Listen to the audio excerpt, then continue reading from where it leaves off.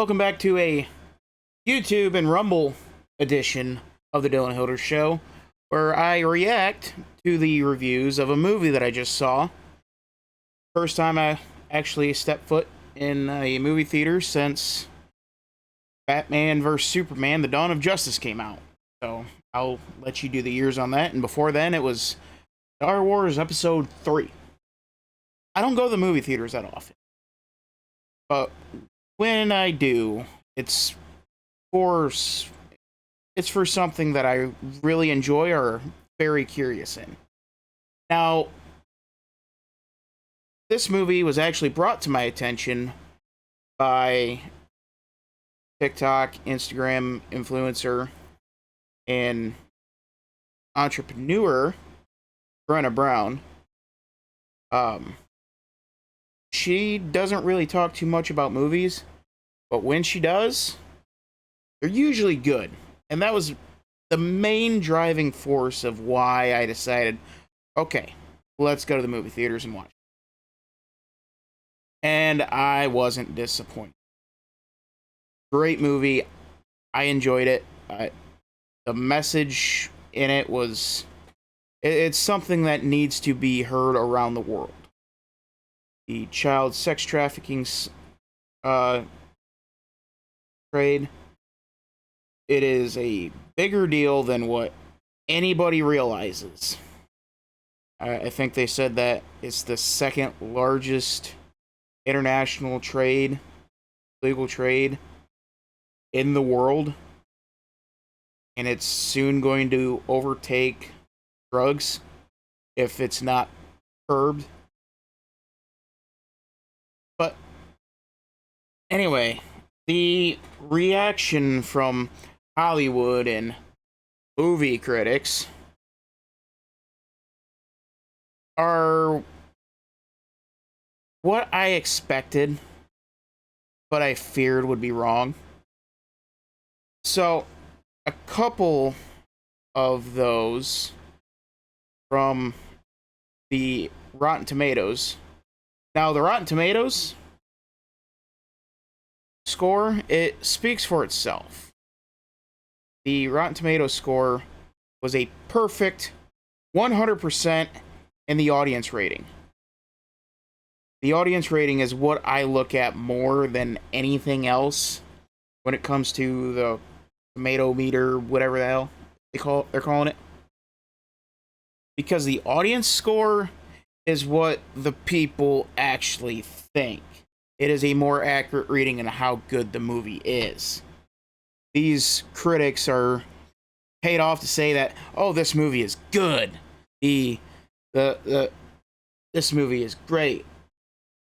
It has the whole undertone of stuff that people don't actually enjoy. What movie was it? I don't remember the movie off the top of my head, but I do know some movies where it had the low tomato score but a high audience score, and they were good movies.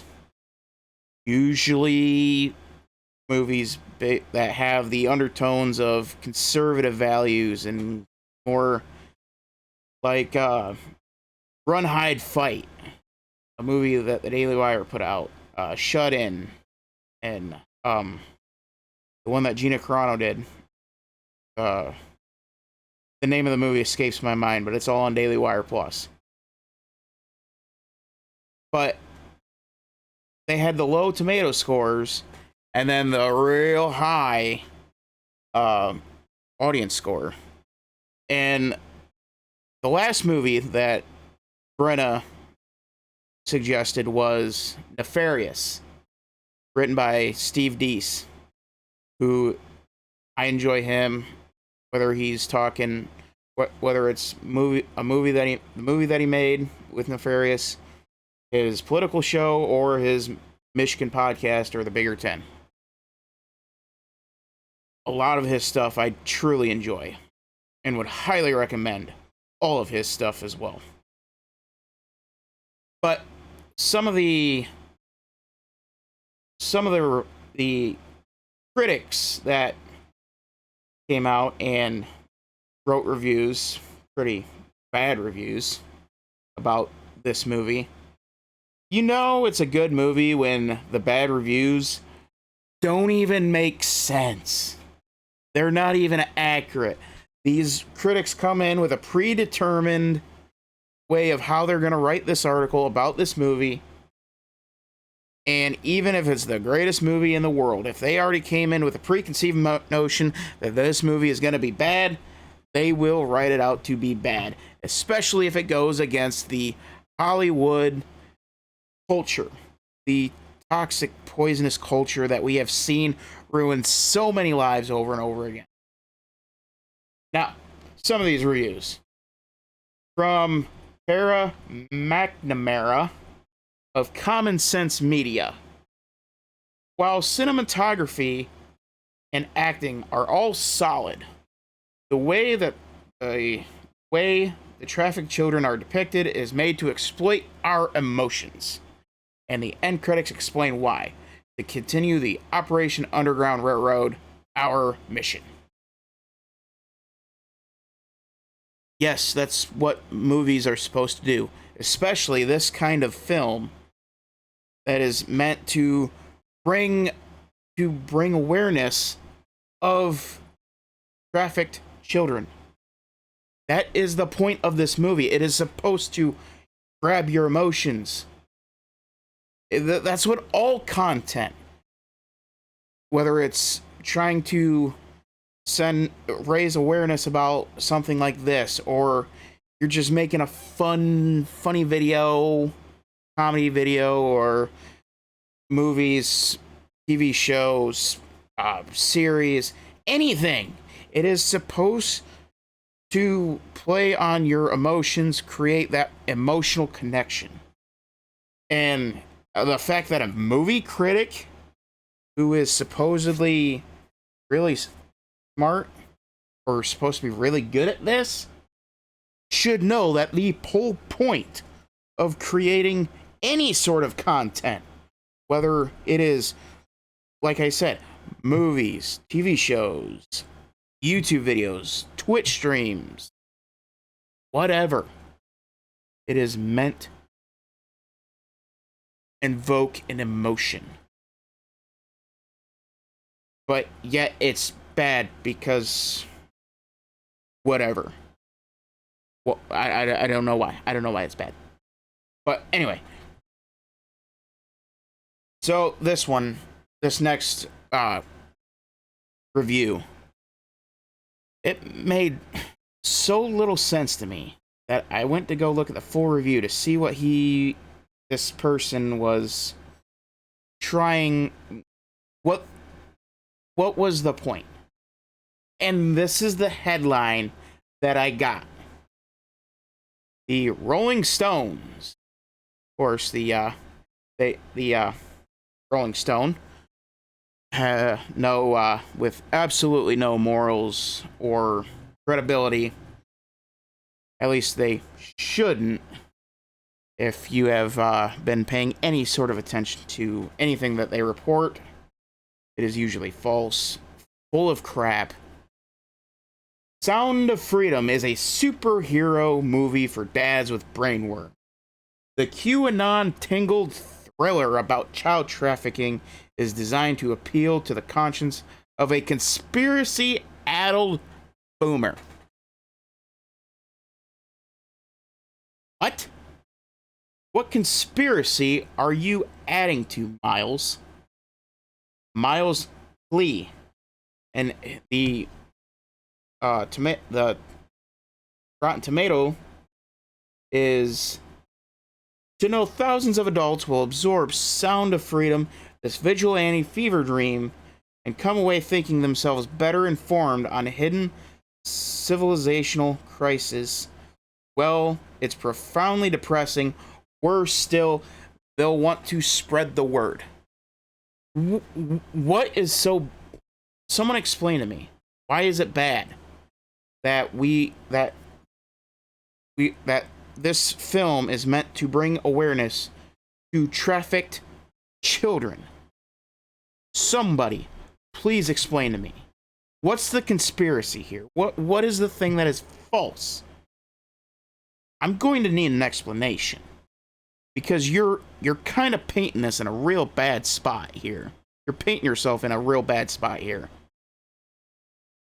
And I would love to try to look through the article to see what you mean, but it's behind a paywall. And I'm not paying for that garbage. And that wasn't the only QAnon type headline from this film, from these radical, honorless, moralless media who claim to know about film. Like from The Guardian, The Sound of Freedom, the QAnon adjacent thriller Seducing America. Again, QAnon, you are trying to paint child trafficking as a conspiracy theory. Is that what we're going for? Because it's very, very real. What's the conspiracy here? Is it not happening? Are these children that are missing all over the world just poof, vanishing in thin air? No. Odds are they are trafficked. It's very real. I don't know what these articles are going at. And this is a paragraph from The Guardian, from Charles Bramesco, which is absolutely disturbing, if you ask me, on how he frames this whole paragraph. Caviezel stars as Special Agent Tim Ballard, a Homeland Security investigations operative who really did work for the state, busting up child trafficking rings for more than a decade. And then in quotations, as you can see, or so he claims, the DHS can neither confirm nor deny the real Ballard's employment history. So, did this not... Are you saying that there are several people lying about this? What are you implying here, Charles? Anyway, even if he did not literally have the face of Christ, Ballard would still exude an angelic aurora as he gently hoists dirty-faced moppets out of peril with the gravely uttered catchphrase, "God's children are not for sale." What? Okay, so Charles Bramesco is referring to victims of child trafficking as dirty-faced moppets. Yeah, and Hollywood's the good guys. Right. Absolutely sickening. I'm speechless that somebody who is paid to write articles about movies that they watched, especially as one as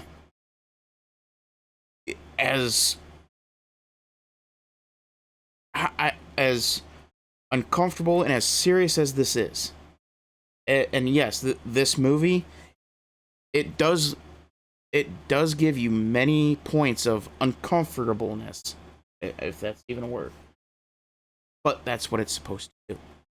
It's supposed to have you uncomfortable. It's supposed to evoke that emotion. Because these are children we are talking about. Hashtag save the children. Unless it goes against the Hollywood Democrat narrative, right? But I digress. Now, the last one that I want to look at, Brian Orendorff, his Rotten Tomatoes review from Blu-ray.com. It's certainly a noble idea and a valuable reminder of humanity's capacity for extraordinary malevolence. However, there's a much better film to be made about this sensitive subject matter. And you're trusting Hollywood to do it? Who's going to do it? Someone's got to do it. You got an idea, Brian? I'd love to hear it. What better way would you bring awareness about child trafficking? What better way? You said there was a better way. Actually, while I have the page, allow me for a moment to see if the full article is up or behind a paywall. Probably behind a paywall. A few minutes later. Yeah, there's not really a, just more of the review. No actual way to do it. So come up with a better way. I don't know how much better you can do when it is based on a true story. A very true chain of events that happened. Or did you want it to be more lighthearted, less serious, so it's not taken as serious? Because this, albeit this is entertainment, this is a very serious issue that is only escalating. This is a serious movie. This should be a serious movie, and it should be taken very, very seriously. And I hope that everybody who is old enough to grasp what is going on in this movie watches it, because it is worth it. This is an issue that should be nonpartisan, but yet somehow the crazy nuts in Hollywood make it a partisan issue. They tried every trick in the book to keep this movie on the shelf for a half a decade. This movie was made in 2008. What's Hollywood got to hide? Why is Hollywood so hell-bent on hiding this film? What's really going on in Hollywood, ladies? That is a question that needs to be answered. And I'm sure we all know. Now the question that I pose to you: how do we stop it? How do we stop all of this evil and the child trafficking trade? Well, that is a question that I will pose to you. How do we stop it? I'm Dylan Hildreth. This is the Dylan Hildreth Show. Make sure to like and subscribe and all that stuff. And see you next time on the YouTube Rumble edition of the Dylan Hildreth Show.